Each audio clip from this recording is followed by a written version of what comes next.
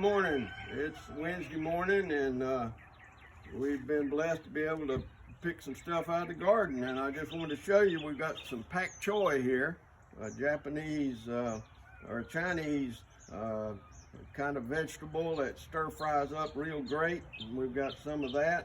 And here we have an abundance of different kinds of squash and zucchini. And then here we got one of the best antioxidants in the world for you, collard greens.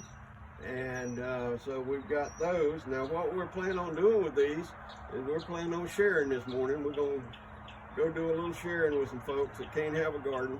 And but not bragging, just thankful for what the garden's bringing in this year so far. And I appreciate all the hard work that my wife does in the garden too. Okay, hopefully we'll see you with some more stuff a little bit later.